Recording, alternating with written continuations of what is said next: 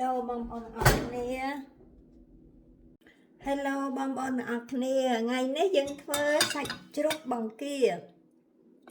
ញាត់ពេញប៉ោះបងប្អូននេះគឺទី1គឺយើងមានពេញប៉ោះយើងខ្ញុំពុះជា2ហើយខ្ញុំខ្វេះក្របចេញណាបងប្អូនចាពេញប៉ោះហើយនឹងមានបង្គាយើងបកហើយយើងបកសបកអីឲ្យយកឆ្អឹង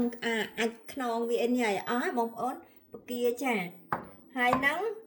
អានេះបានន័យថាអាក្របពេញប៉ោះបងប្អូននេះក្របពេញប៉ោះចាក្របពេញប៉ោះនេះយើងទុកយកទៅក្លុក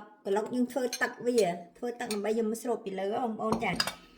ហើយខ្ញុំមានសាច់ជ្រូកច្រាមបងប្អូនសាច់ជ្រូកច្រាមហ្នឹងគឺយើងកុំឲ្យយកសាច់សុទ្ធណាបងប្អូនយកសាច់នេះខ្លាញ់ទេมันឆ្ងាញ់សាច់ជ្រូកច្រាមហ្នឹងគឺយកមានដាក់អីទេបងប្អូនសាច់ជ្រូកច្រាមគឺដាក់តែខ្ទឹមសច្រាមដាក់ស៊ុបខ្នុរបន្តិចទៅហើយនឹងដាក់ប្រេងខ្យងហើយថែមអំបិលបន្តិចទៅបងប្អូនចាតាមការដែលយើងចូលចិត្តប្រៃសាបប៉ុណ្ណាអញ្ចឹងណាបងប្អូនចាយើងលាយវាទៅហើយយើងដាក់ម្រេចបន្តិចទៅបងប្អូនចាដើម្បីឲ្យវាមានក្លិនឈ្ងុយចាដូច្នេះខ្ញុំបញ្ជាក់ម្ដងទៀតសាច់ជ្រូកហ្នឹងគឺសាច់ជ្រូកច្រាំយកសាច់លាយខ្លាញ់ណាបងប្អូនចាហើយយើងលាយជាមួយនឹងខ្ទឹមបងប្អូនខ្ទឹមច្រាំប្រេងខ្យង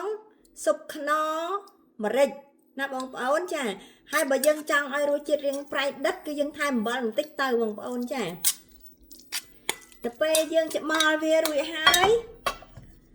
យើងយកមកដាក់ចាបងប្អូនយើងយកមកដាក់នៅ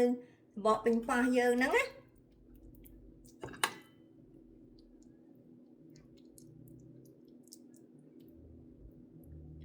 យើងដាក់នៅសំបកពេញប៉ោះយើងមិនដាក់ឲ្យពេញទេណាបងប្អូនចាយើងដាក់ប៉ុណ្ណេះដើម្បីយើងដាក់បង្គាបងប្អូនយើងដាក់បង្គាពីលើ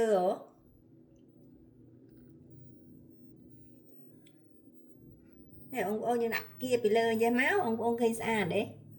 យើងដាក់បង្គាពីលើ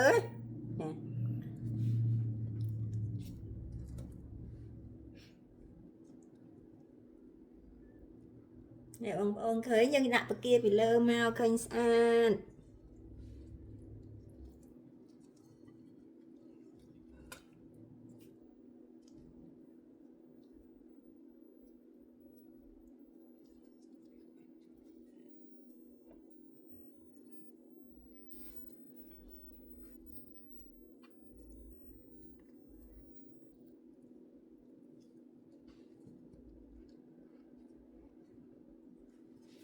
យើងធ្វើអញ្ចឹងបងប្អូនយើងធ្វើអញ្ចឹងតតែអស់ហើយណាអស់ពេញប៉ោះយើងដែលយើងថាយើងចង់ធ្វើចំនួនប៉ុណ្ណាគឺយើងធ្វើដាក់អញ្ចឹងទៅអស់ទៅ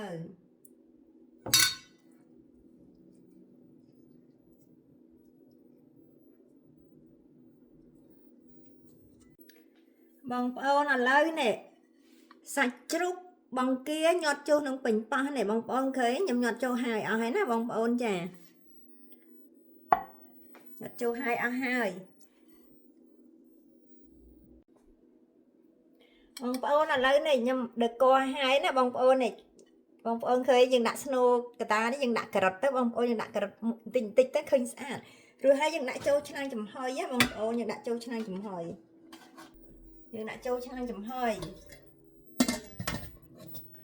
រួចហើយទឹកពេញនេះក្របពេញប៉ោះបងប្អូនចាក្របពេញប៉ោះខ្ញុំយកទៅក្លុកវានេះបងប្អូនខ្ញុំយកទៅក្លុកណាទឹកក្របពេញប៉ោះដែលយើងខ្វេះអាស្នូក្នុងពេញប៉ោះហ្នឹងក្របវាយើងយកទៅក្លុកបងប្អូននេះអាក្របពេញប៉ោះអាស្នូក្នុងវាយើងក្លុករួចហើយបងប្អូនចាយើងក្លុករួចហើយយើងយកអាហ្នឹងមកលាយគ្រឿងវាបងប្អូនយើងលាយគ្រឿងខ្ញុំដាក់ស៊ុបខ្នុរបងប្អូនខ្ញុំដាក់ស៊ុបខ្នុរ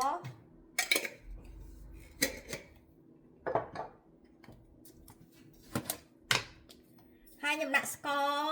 ខ្ញុំដាក់បន្តិចណាបងប្អូនចាខ្ញុំអត់សូវចូលចិត្តប្រើផ្អែមទេស្ករបន្តិច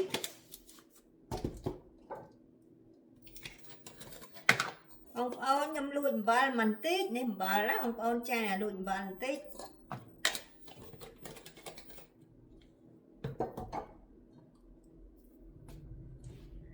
ហើយខ្ញុំដាក់ប្រេងល្ងបន្តិចបងប្អូនដើម្បីវាឈ្ងុយ ខ្ញុំដាក់ប្រេងល្ងបន្តិច